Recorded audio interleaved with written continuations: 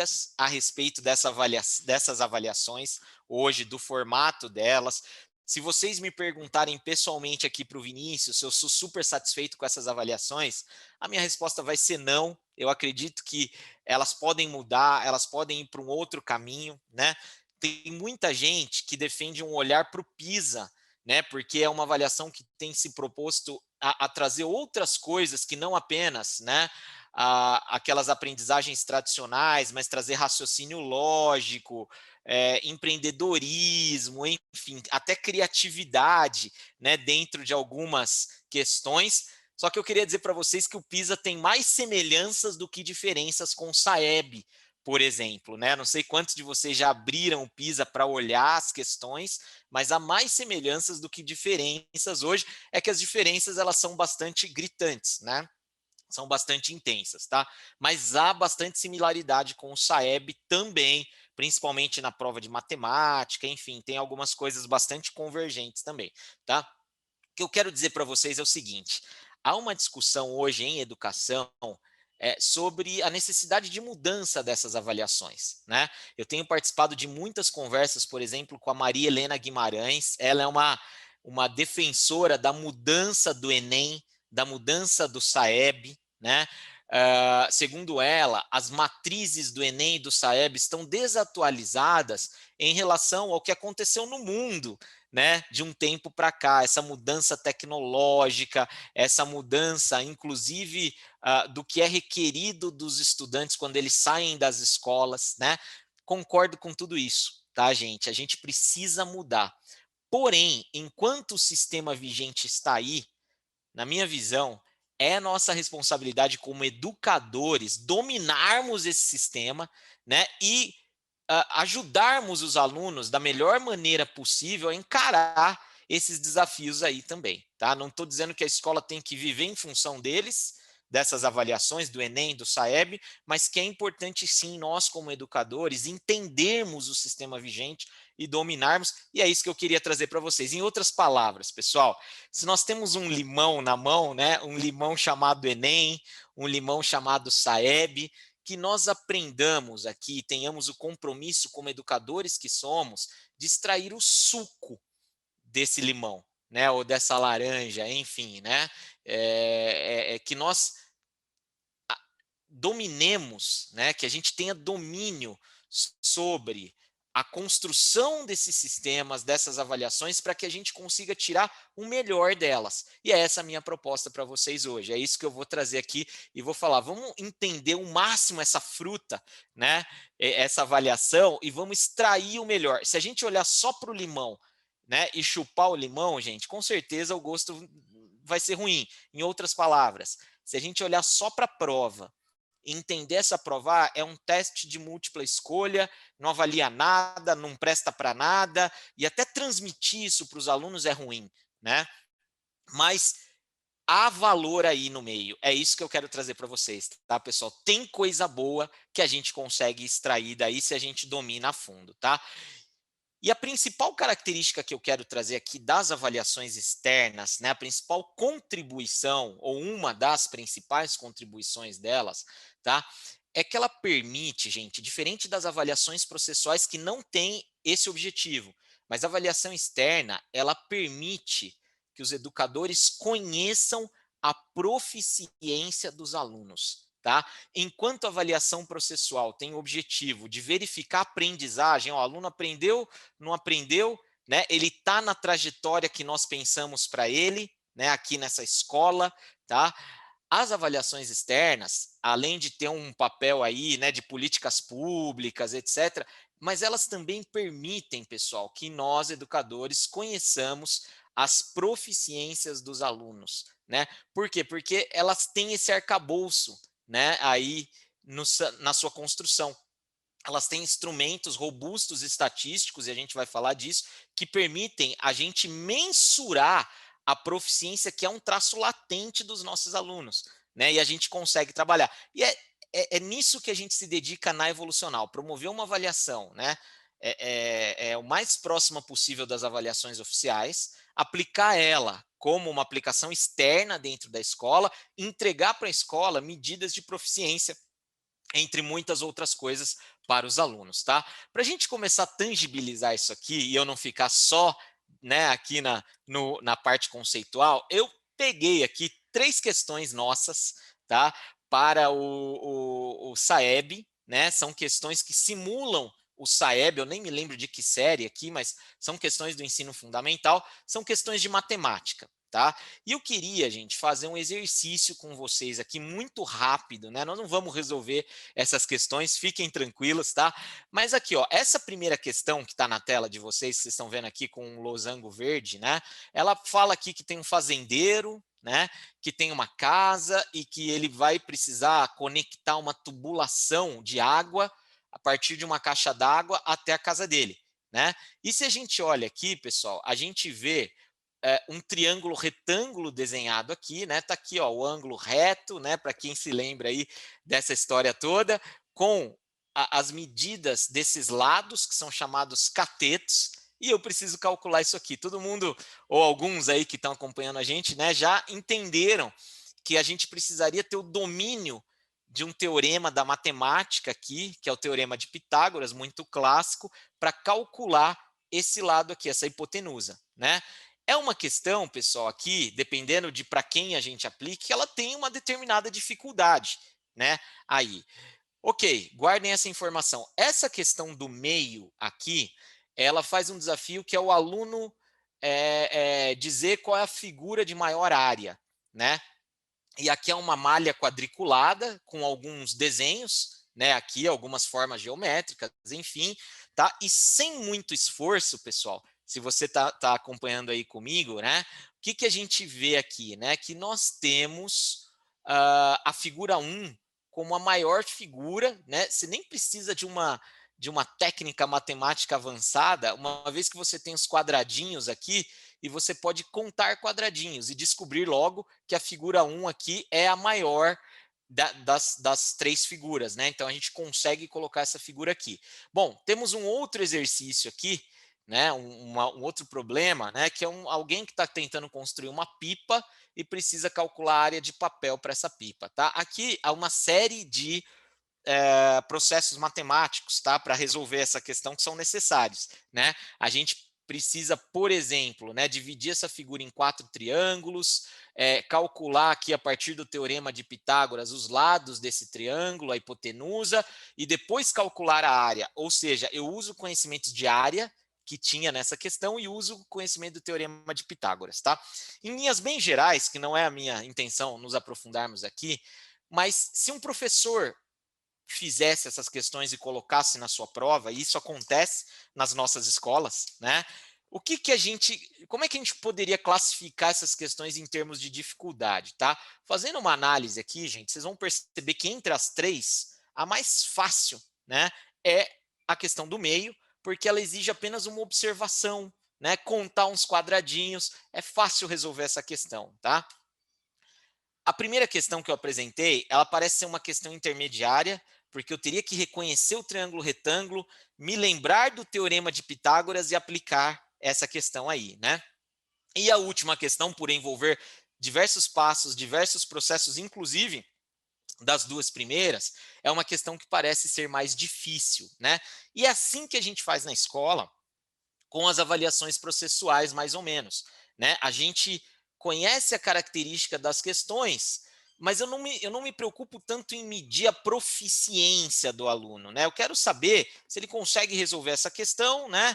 Fácil, médio, difícil, atribuo uma pontuação para elas e a gente toca o barco, tá? O que eu quero dizer para vocês é que quando essa questão ela é aplicada no âmbito ou essas questões no âmbito de uma avaliação externa, a gente pode ir mais profundo na questão da análise dos resultados dessa questão ou dessas questões, tá? Para tangibilizar minha fala aqui rapidamente, pessoal, o que a gente consegue fazer aqui, principalmente, tá? Ou especialmente quando a gente usa a teoria de resposta ao item, né? É mensurar a proficiência do estudante nessa questão, né? Em relação à possibilidade de acerto.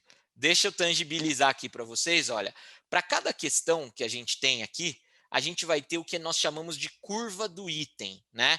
Que relaciona para a gente aqui, ó, a proficiência do estudante, ou seja, o quanto ele sabe numa determinada escala, e no nosso caso aqui, essa escala é a escala do SAEB, tá, pessoal? E qual é a probabilidade de acerto dele nessa questão? Veja você que um estudante de nível 200, né, ou que tem a proficiência 200, tem uma possibilidade de acerto de cerca de 70% nessa questão. Ou seja, ele não sabe tanto, ele não está tão evoluído nessa escala, mas ele tem mesmo assim uma alta chance de acerto, o que nos confirma a percepção de que essa questão era uma questão mais fácil das três, tá?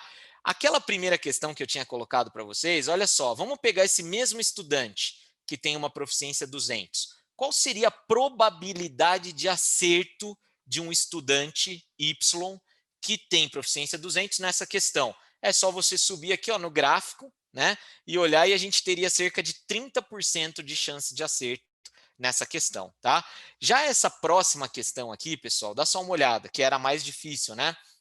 Olha aqui, ó, quando eu tenho a proficiência de 200, né, um estudante que está localizado na escala de conhecimentos de matemática no nível 200, ele tem uma chance baixíssima de acerto dessa questão, né? Cerca de 10% aqui, tá bom?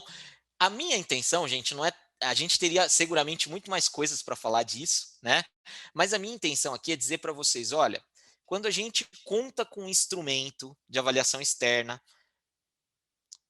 construído com cuidado, né, e com todo o rigor, a gente consegue mensurar a proficiência dos estudantes, né? Com essa mensuração, a gente pode desdobrar uma série de trabalhos, que é o que eu quero trazer para vocês aqui, tá? A primeira delas, gente, é sempre referenciar, ó o meu referencial aí, né? As mensurações que foram feitas em escalas de proficiência oficiais. Tá? Então, você tem lá na matemática do SAEB, e aí é que eu estou tirando o suco do limão, né, pessoal? Uma série de habilidades, né? Uma série de conhecimentos que foram hierarquizados em função da sua complexidade. Olha que coisa legal. E dependendo do comportamento do aluno frente àquele problema, eu consigo localizá-lo nessa escala, tá? Eu não vou me demorar aqui, mas, gente, aqui, ó, em linhas bem gerais, as cores aqui representam a complexidade da tarefa na escala, né?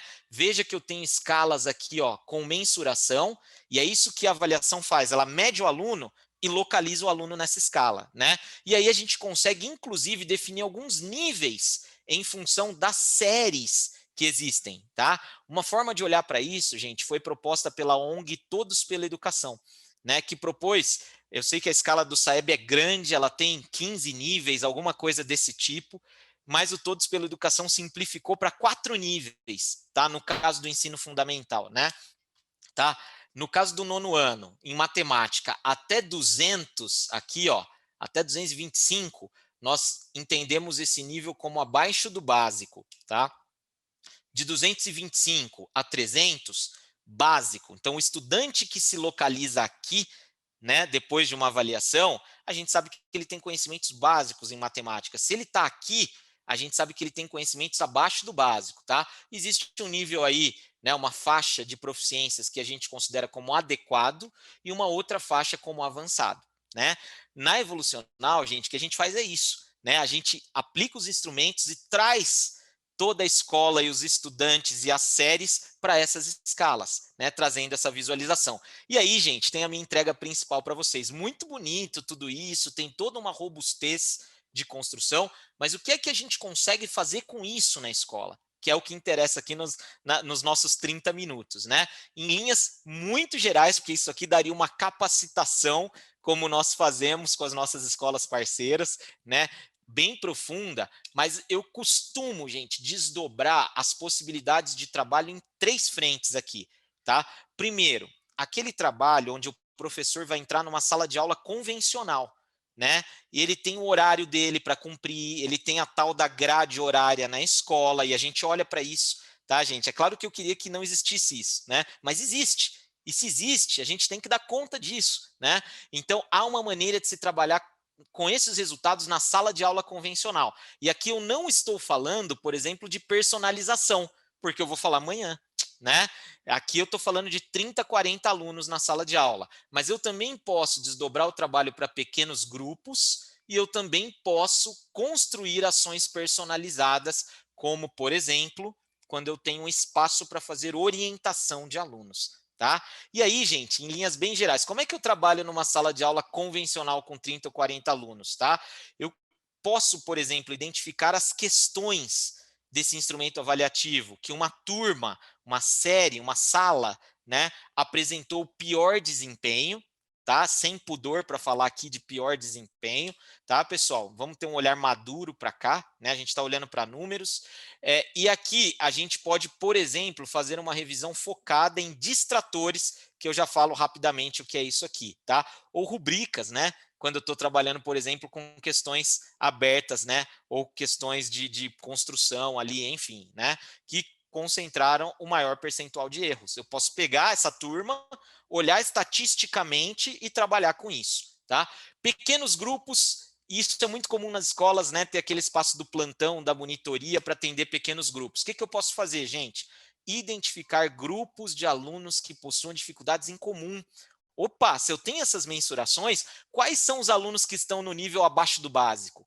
Quais estão no básico? Quais estão no avançado? E eu posso, então, construir desafios específicos para eles, né? De novo, não estou falando de uma personalização ali individual, mas eu já estou trabalhando, né, com as necessidades dos pequenos grupos ali, tá? E eu posso, por exemplo, preparar atividades diferenciadas de acordo com o grupo que eu esteja trabalhando.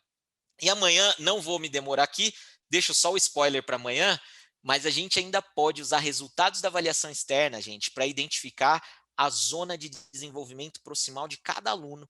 Isso é possível, então, desenhar um plano personalizado para esse aluno, tá?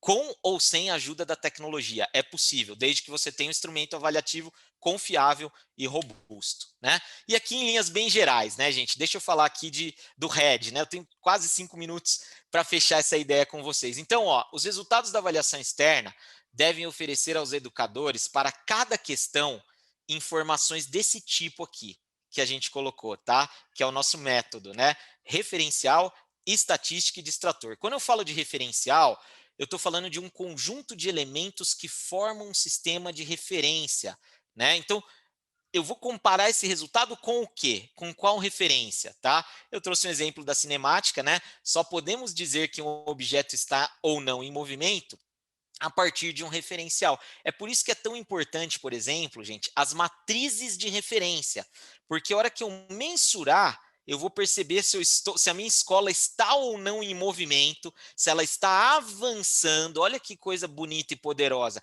em relação ao referencial, tá? E aqui alguns pontos sobre referencial bem práticos, tá? O referencial, gente, ele compara o desempenho em relação a uma matriz de referência, seja do SAEB, do Enem, do PISA, mas você, quando está trabalhando com avaliação, você tem que ter o referencial, né? Eu vou comparar isso com o quê? Para eu mensurar o aprendizado. É isso, né? Que mais, gente? Sem pudores aqui também, né? É muito importante que a gente tenha uma amostra que eu possa comparar uma subamostra, né, uma população dessa amostra com a amostra geral, tá? E é quando a gente tem muitas escolas, por exemplo, fazendo e a gente consegue posicioná-las no sentido de comparar, poxa, como é que será que eu tô?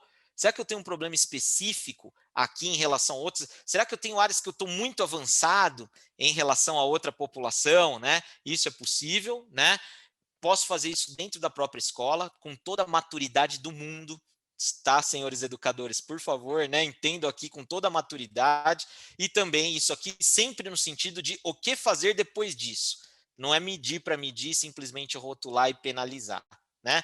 E aqui eu trouxe um exemplo para vocês, tá? Nós temos uma questão de um simulado, de uma avaliação evolucional, né? Aonde a gente traz um trecho da música de Chico Buarque, né? Construção, acho que quase todo mundo conhece essa obra de arte, né?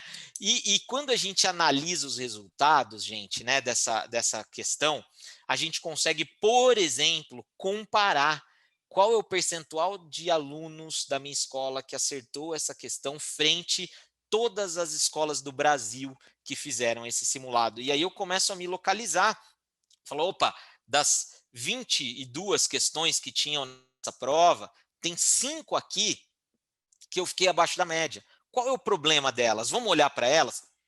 É para isso que servem os dados.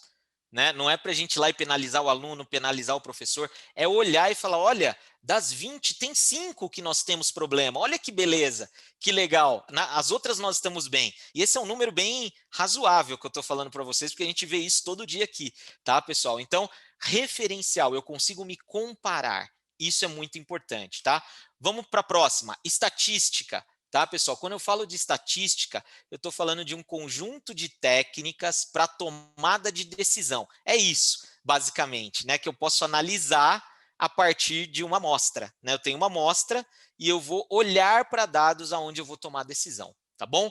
Dá uma olhada aqui. O que eu posso fazer? Ó, consigo identificar o percentual de alunos por cada alternativa. Lembra do suco da laranja? Já que eu estou trabalhando com uma prova antiquada, de alternativas, de fazer xizinho, o que eu posso extrair de melhor? Vamos olhar para os dados que ela traz. Né? Então, eu consigo olhar o percentual de alunos por alternativa, eu consigo identificar o distrator, a alternativa errada que mais foi acionada pelos meus alunos e trabalhar nesse erro cirurgicamente. E eu consigo, por exemplo, identificar quem são os alunos por alternativa. Tá? Olha a mesma questão aqui, e o que a gente consegue fazer, pessoal, isso tudo a gente se propõe a fazer lá na Evolucional, mas qualquer avaliação externa que você queira trabalhar com os resultados, isso é um mínimo, tá, gente, que a gente precisa ter, né? Então, nós temos as avaliações. Veja, a maioria dos meus alunos foi na alternativa B, e ela está aqui pintada mais escura porque ela é a alternativa correta, né?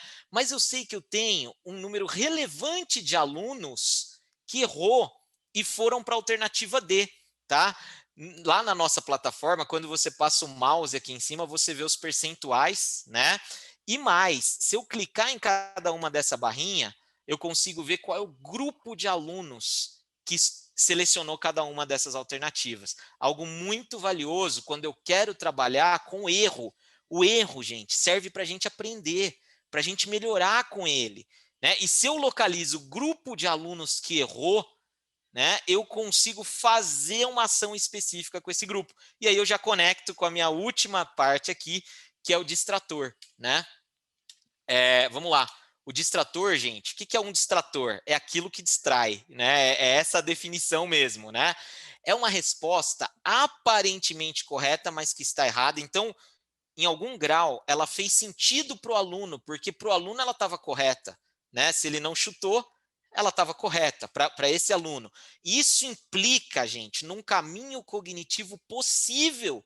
Se o aluno chegou numa alternativa errada e para ele estava correta, é porque ele seguiu um caminho cognitivo até lá, porém esse caminho é incorreto. E olha a chance, senhores educadores, colegas, né, que nós temos de trabalhar com erro aqui, né? Isso que a gente precisa fazer, tá? E aqui o que o distrator nos permite, então? Justificar os acertos, obviamente, inferir, tentar entender, desvendar os caminhos cognitivos possíveis para os erros e trabalhar cirurgicamente com esses erros, na origem do erro. Deixa eu mostrar isso para vocês aqui, gente, tá? Quando eu tenho uma questão, eu preciso que as alternativas, se eu estou trabalhando com alternativa, tá, gente? Elas não sejam alternativas construídas a esmo, mas que elas contemplem esses caminhos cognitivos possíveis dos nossos alunos. Vocês se lembram que a alternativa correta dessa questão era a B, mas uma boa parte considerável de alunos, e aquela lista que eu trouxe é real, tá, gente? Escolheu a alternativa D, né? Que estava errada, mas em algum grau ela fez sentido para esses alunos, tá? E aí, quando a gente pega a resolução dessa prova e a gente olha para a alternativa incorreta que os alunos mais acessaram, tá? Que é o que eu vou focar aqui, a gente tem, por exemplo, né, a inferência que, olha, essa alternativa está incorreta e essa alternativa poderia ter sido escolhida porque acontece uma fatalidade, o trabalhador morre no texto aí, né?